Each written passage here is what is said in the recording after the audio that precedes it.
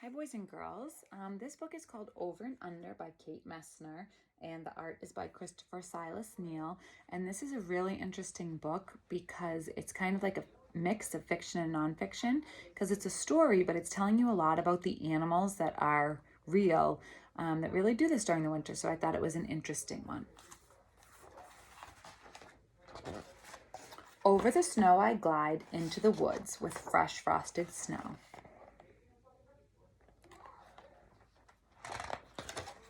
Over the snow, a flash of fur. A red squirrel disappears down a crack. Where did he go? Under the snow, says Daddy. You can see him up there. Go under the snow. Under the snow is a whole secret kingdom where the smallest forest animals stay safe and warm. You're skiing over them now.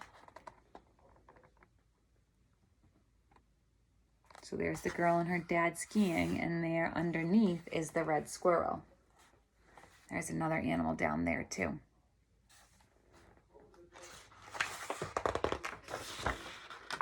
Over the snow I glide. On a high branch, a great horned owl keeps watch.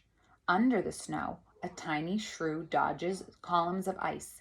It follows a cool tunnel along the moss, out of sight. There's the girl and her dad skiing, and up high is the owl. And on the next page is the shrew dodging those icicles and following the moss. Look, says Dad, tracks. Tracks always tell a story. Over the snow, a deer has crossed our path. Deep hoof prints punch through the crust, up the hill and under a tree. An oval of melted snow tells the story of the deer's good night's sleep. Under the snow, deer, mice doze. They cuddle up against the cold in a nest of feathers and fur. So there's the little oval where the deer was sleeping. And there you can see the dad and the girl, and underneath the snow, the deer mice are sleeping. Over the snow I climb, digging in my edges so I don't slide back down. Under the snow, voles scratch through slippery tunnels, searching for morsels from summer feasts.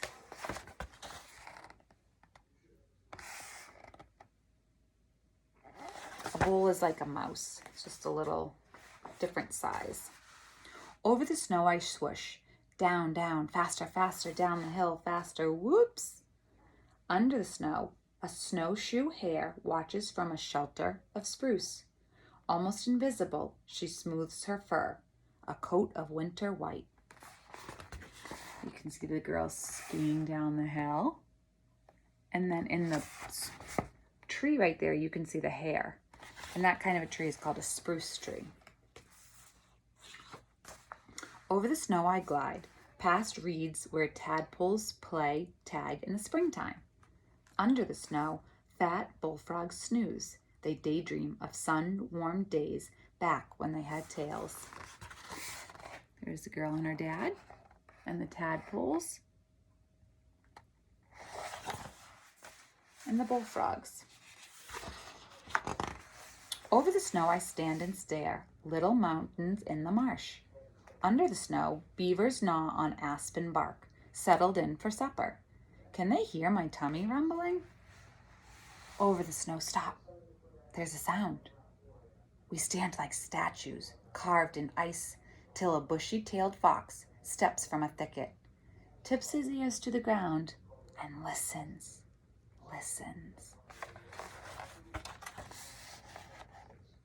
See the dad hiding behind the trees so the fox doesn't see them? And those were the beavers gnawing at the bark. The fox listens, and leaps out onto the snow after invisible dinner that we cannot see. His paws scratch away to find the mouse that he heard scratching underneath the snow. Boys and girls, notice how the author made the word leaps look like it was leaping? We do that too in our pop-out words. Over the snow I glide. A full moon lights my path to supper. Under the snow, a chipmunk wakes for a meal. Bedroom, kitchen, hallway. His house is under my feet.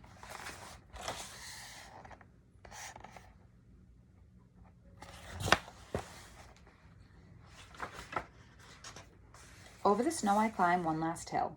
Bonfire smoke rises. Warm hands, hot cocoa, hot dogs are all sizzling on pointed sticks. Under the snow, a black bear snores, still full of October blueberries and trout. Boys and girls, that's because he's hibernating. So remember, bears don't go out looking for food in the winter. They stored it all up and ate it earlier so that they would be full. And there's the girl and the smoke from the bonfire. Over the snow, the fire crackles and sparks shoot up to the sky.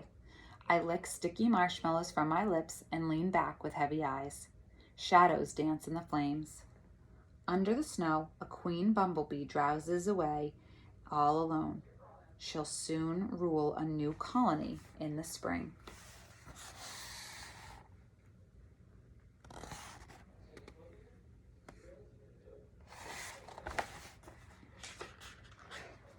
Over the snow I glide home on tired legs. Clouds whisper down soft snowflakes.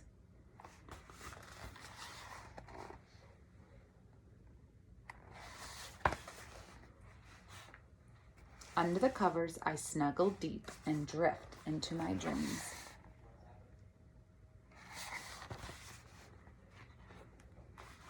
Of cuddling deer mice and slumbering frogs, hungry beavers and tunneling voles, drowsy bears and busy squirrels, and the secret kingdom under the snow.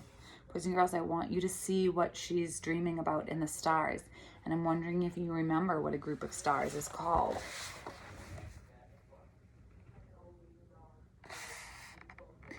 And I bet you already said it, but remember, a group of stars are called constellations.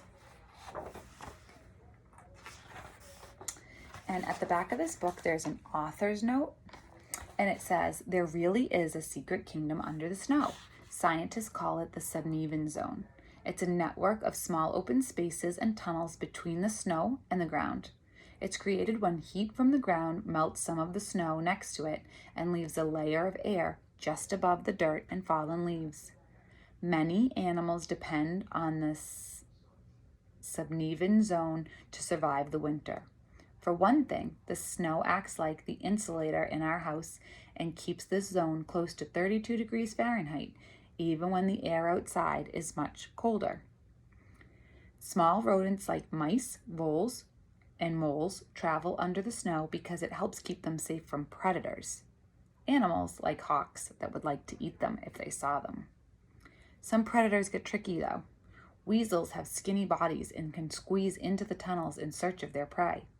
Red foxes, like the one in this story, have fantastic hearing. They listen carefully for noises under the snow and can figure out just where and when to pounce to collapse the tunnel and trap a mouse for a meal. If you go cross-country skiing or snowshoeing in the woods, you might see tracks in the snow that lead to tree trunks or crevices, and then the tracks disappear.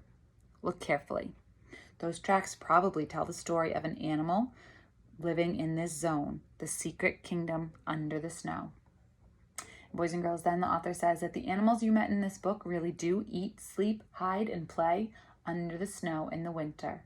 The red squirrel, shrews, the white-tailed deer, deer mice, voles, snowshoe hares, bullfrogs, beavers, red foxes, chipmunks, and black bears and bumblebees. So I thought you might find that book interesting. And the author actually says, if you do like this book, and this is something that we can do in our writing too, you can suggest other books that kids might like. So this says, if you enjoyed this and you would like to learn more about animals in the winter, you could read the following books: Animals in Winter, Big Tracks, Little Tracks, Following Animal Prints, Time to Sleep, or Winter World, The Ingenuity of Animal Survival. So if you really enjoyed this book and these animals, you could check out other ones just like it. I will talk to you guys soon back on here. Miss you.